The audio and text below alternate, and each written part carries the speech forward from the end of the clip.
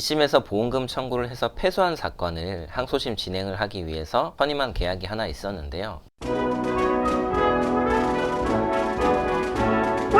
안녕하십니까. 변집사TV의 손해배상과 보험 전문 변호사 한세영입니다. 어떤 사고가 발생해서 상대방에게 손해배상 청구를 하거나 아니면 보험금 청구를 할 때 손해사정사를 선임하는 경우가 많이 있는데요. 그런데 손해사정사가 하는 일은 사실 변호사도 모두 다 할 수 있습니다. 그래서 오늘은 손해사정사와 변호사에 대한 차이점에 대해서 간단하게 알아볼까 합니다. 그리고 시작하기 전에 이것은 다 제 개인적인 의견임을 밝혀둘게요.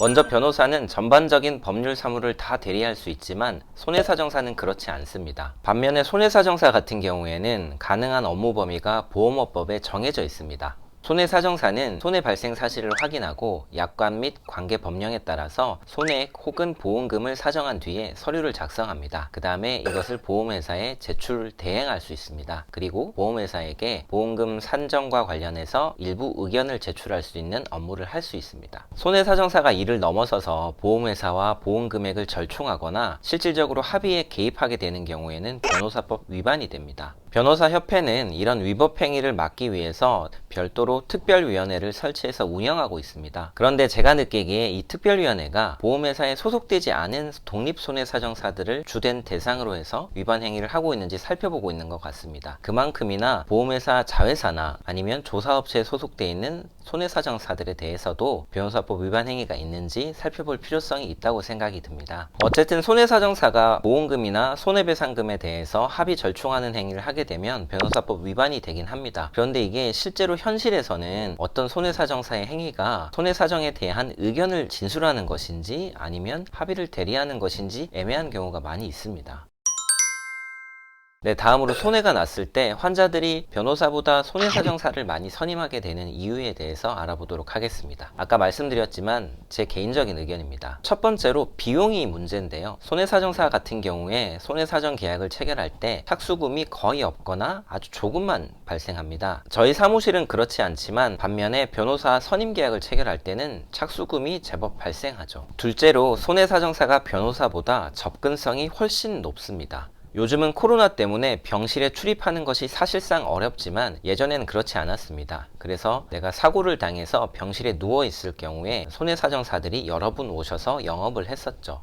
그래서 치료를 받는 동안 이것저것 물어보다가 마음에 들면 바로 손해사정 계약을 체결했습니다. 또 보험금 청구를 하기 위해서 내 보험을 관리해주는 보험 설계사에게 연락을 해서 내가 어떤 보험금을 청구할 수 있느냐라고 물어보게 되면 이 보험 설계사들이 을의 손해사정사들을 많이 소개시켜 줬습니다. 이런 과정에서 보험금 청구를 할 때는 손해사정사를 선임해야 하는구나 라는 인식이 일반인들에게 많이 퍼진 것 같습니다. 세 번째로 손해사정사들 같은 경우에는 일반 변호사들과 비교했을 때 보상의학에 있어서 훨씬 많은 전문적인 지식을 가지고 있습니다. 보통 변호사들은 환자가 다쳤을 때 이 사람에게 얼마나 후유장애가 인정될지 그리고 앞으로 얼마나 많은 치료가 필요할지 잘 알지 못하는 경우가 많이 있습니다. 이런 부분에 있어서 알기 위해서는 후유장애 진단이나 향후 치료비 추정 시에 필요한 세세한 지식들이 필요합니다. 그런데 보험 전문 변호사가 아니라 일반 변호사 같은 경우에는 해당 부분에 대한 지식이 많이 없는 것이죠. 최근에 제가 1심에서 보험금 청구를 해서 패소한 사건을 항소심 진행을 하기 위해서 선임한 계약이 하나 있었는데요. 선임 계약을 체결한 이후에 1심 소송 기록을 쭉 살펴봤습니다. 그런데 안타깝게도 1심 변호사님께서 보험 약관과 보상의학에 대한 지식이 조금 부족했던 부분을 확인할 수 있었습니다. 네, 마지막으로 소송을 하게 되는 경우에는 그 승패를 확신하기가 어렵습니다. 그리고 기간도 짧게는 6개월에서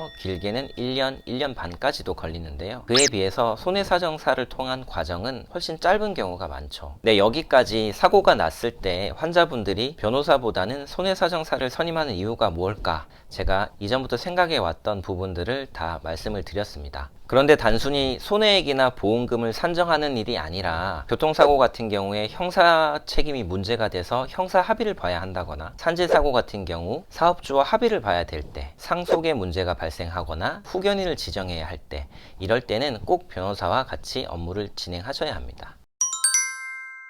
네, 오늘은 손해사정사가 할 수 있는 업무의 범위와 일반 변호사와 비교했을 때 손해사정사가 가지는 장점에 대해서 말씀을 드렸습니다. 새로운 법과 판결이 속속 나오는 것처럼 새로운 보험 그리고 약관에 대한 새로운 법률적, 의학적 이슈들도 계속해서 발생하고 있습니다. 저도 꾸준히 공부를 하긴 하지만 제가 혼자 모든 것을 커버할 수는 없기 때문에 항상 우리가 사건을 의뢰받으면 저희 사무실에 손해사정사 자격을 갖춘 직원분들과 함께 이야기도 하고 토론도 하고 하는 과정을 거치고 있습니다. 사고가 발생해서 손해배상을 청구해야 하거나 보험금을 청구해야 할 때는 손해사정사든 변호사든 어쨌든 해당 분야에 전문적으로 지식이 많은 사람과 함께 일을 진행하시길 바랍니다. 네, 오늘은 여기까지고요. 궁금하신 점이 있다면 댓글 남겨주시면 답변을 드리도록 하겠습니다. 변집사TV의 손해배상과 보험 전문 변호사 한세영이었습니다.